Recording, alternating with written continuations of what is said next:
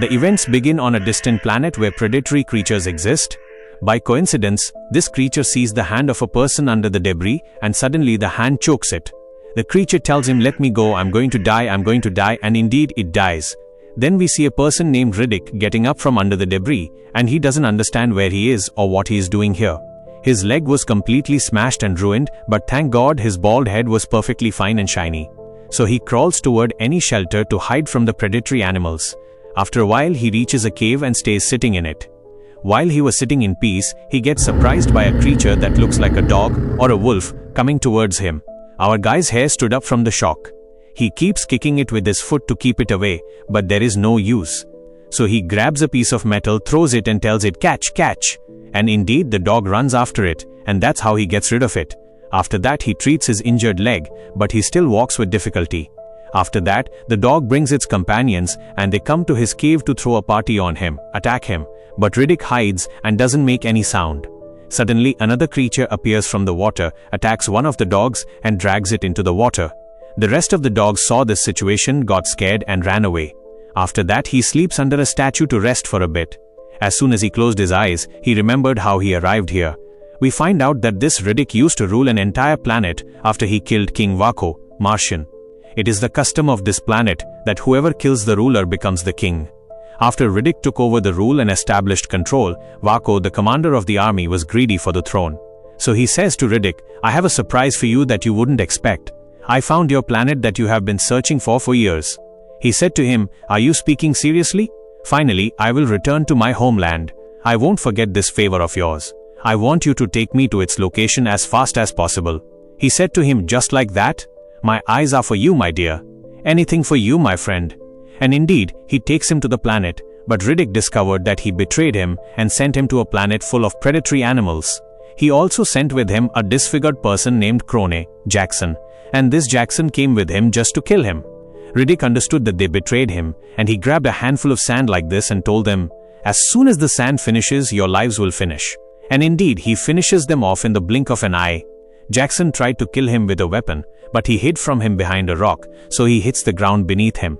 Consequently, the ledge collapses with Riddick, and he falls from a high altitude, and Jackson thinks that he got rid of him this way.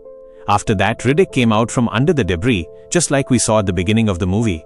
Anyway, Riddick wakes up from his sleep and starts to adapt to his new place. The first thing he did was kidnap a small puppy of those dogs, and he did this to raise it by his own hand, so it would be a friend to him and he wouldn't feel lonely.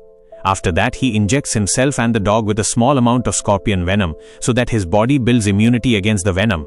Consequently, if a venomous creature bites him, he won't die.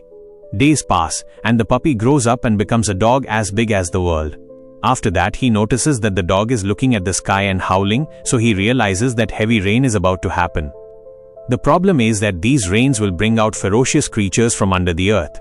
He walks with the dog for continuous hours until he finds a strange place, and he discovers that it is a space station that hasn't operated for years. He enters it to find any way to send a distress signal and attract spaceships to it, and this is so he can steal a ship and return to his planet. So he operates the transmitter device and sends a distress message to the spaceships. But the problem is that Vaco, who wanted to kill him, received news that Riddick is still alive. So he sends mercenaries to kill him in exchange for $10 million. Indeed, the ship arrives at the planet, and as soon as the young men get down from it, they head to the transmitter device. Their leader is named Santana, and he is ready to sell his own father for money. He was intending to finish off Riddick by any means to take the money. As soon as they reach the space station from which the distress signal was sent to them, they find Riddick leaving a message for them, asking them to leave the ship and get out, that is, if they want to live. Santana told them, take out the ship's battery and put it in the safe. He did this so that Riddick wouldn't be able to steal the ship. After that, he brings out a female prisoner he had on the ship and asks her to walk away. As soon as she moved away from him, he killed her like a chicken. He did this to send a message to Riddick and make him understand that he is a powerful person whose easiest thing to do is killing.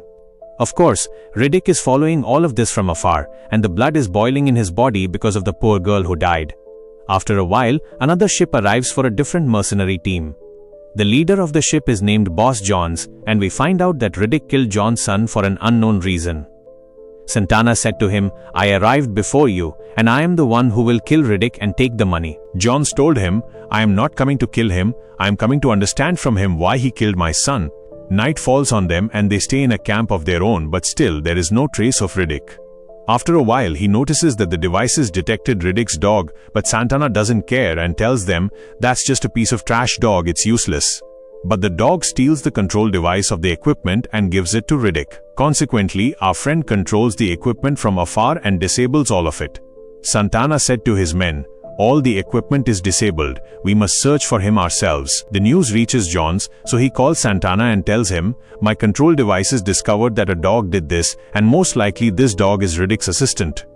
He asked him to take his men and go back to his place because there are traps around the camp. He said to him, "Take my men and go back? I will consider myself as if I didn't hear this sentence. My men eat rocks, boss. My men are tough." And suddenly, one of his men falls into a trap and dies in seconds. He said to them, "Oh, what a disgrace. Come on, you and him, to the camp quickly. Morning is wiser. We will handle it in the morning." After that, he sits with Johns and tells him, "We must cooperate with each other and kill this street-smart boy, and I promise you, when I collect the money, I will give you a sweet treat, a cut." Johns said to him, "What sweet treat, you father of sweetness? I will employ you under me to be one of my men. That's your limit." He said to him, "What is this? What is this? What is this? Has it become like this now? Respect the criminal status we are in, you father of death." And the next day, they go out to complete the search for him. By coincidence, they see his dog, so they plant a GPS on it in order to track it and reach Riddick. And indeed, they track it until they reach the cave he lives in. They search every place in the cave, but they don't find any existence of him. Imagine where Riddick is. He is making fools out of them and sitting in their own camp. He reaches the safe that has the ship's batteries, and he wrote on it that they must hand over a ship for him to leave with, or else they will die. Johns was shocked when he saw the message. Santana said to him, "Shame on you, don't be afraid, the key is with me." John said to him, "What are you waiting for? Open it so I can rest assured I kiss your hand." So he listens to his words and opens it, and indeed, the batteries are there just as they were. Suddenly they hear a sound, so they leave the safe open and go to see where the sound is coming from. So Riddick enters the camp and takes the batteries. While he was going out, Diaz catches him, so Riddick closes the safe on him, and they find this poor guy. He grabbed him by his neck and said to him, "I was going to kill you, but I will let you live, because you have the same haircut as mine." After a while, Santana arrives and gets surprised that the batteries are stolen. Johns, when the news reached him, went crazy. He said to them, "Without these batteries, we will be trapped here. I want him alive so he can lead us to the batteries." At that time, Riddick buried them in a secret place so no one could reach them. After that, he goes to them on his own 2 feet and says to Johns, "We will make a deal, and if I smell the scent of treachery, you are the ones who will be upset. The ship batteries are with me, boss, meaning you will live your whole lives on this planet if I die." John said to him, "What is the deal?" He said to him, "You hand me over a ship, I hand you over the batteries. Do you like these words?" He said to him, "No, I don't like it." He said to him, "Fine, I will give you a deadline of 1 day to think." And he left him and walked away. But Santana wanted to kill him before he walked away. He came to them on his own feet after all. So he pulls out the weapon to kill him, but the dog attacked him and bit him on his shoulder. So he shoots the dog a bullet and kills it, and they shoot a tranquilizer at Riddick, and because of it, he loses consciousness. After a while, he wakes up and finds himself tied up in the ship, and he notices that the rain has started to fall. Consequently, the ferocious creatures will fill the place. Santana said to him, "Finally you fell, you father of a bald head. I am going to cut off your head that looks like a taro root, and I will take $10 million in exchange for it." And before he finishes him off, the ferocious creatures arrive at the place, and they see them on their devices and get scared. So they close all the doors in order to be safe. Santana, all his concern is to kill Riddick and take the reward. And just as he was about to finish him off, Riddick kicked him with his foot, flipped the weapon on him, and killed him. He said to Johns, "You are the sane one among them. If you untie me, I will bring the batteries and we will leave this planet." And indeed, Johns agreed to his words, and they cooperated with each other to bring the ship batteries. They keep killing the monsters, but their numbers are increasing, and the ammunition is going to run out from them. So they take motorcycles and head to the location of the batteries. After a while, they arrive at the place, and Riddick digs and takes out the batteries and gives them to Johns. But Diaz hits Johns with utmost strength to take the batteries for himself, and we find out that he is greedy for the money and wants to kill Riddick. But against whom, boss? Riddick hits him a blow that brings his end, kills him.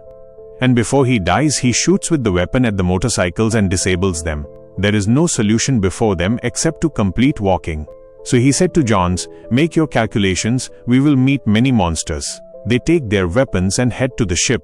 Indeed, they meet monsters and deal with them with utmost violence, but the matter is difficult for them because the numbers are increasing, and Riddick had lost a large part of his energy due to the tranquilizer. Unfortunately, he falls to the ground. At that time, Johns took the ship batteries from him and left him and walked away. But when he reached the ship, he felt guilty because he left Riddick and walked away. On the other side, Riddick keeps crawling until he reached the top of a mountain, but the monsters are still chasing him. He is trying to gather his strength and defend himself, but no matter what, numbers defeat courage. And finally, the monsters got the best of him and were about to kill him. Suddenly, Johns returns with the spaceship. After that, he took care of treating Riddick and looked after him until he regained his strength. He asked him, "Why did you kill my son?"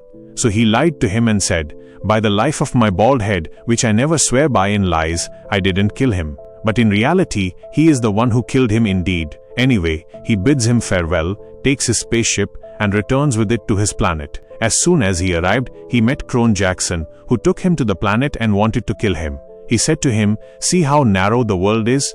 Even you are acting tough, Jackson? Man, shame on your bald head. We share two bald heads with each other, man.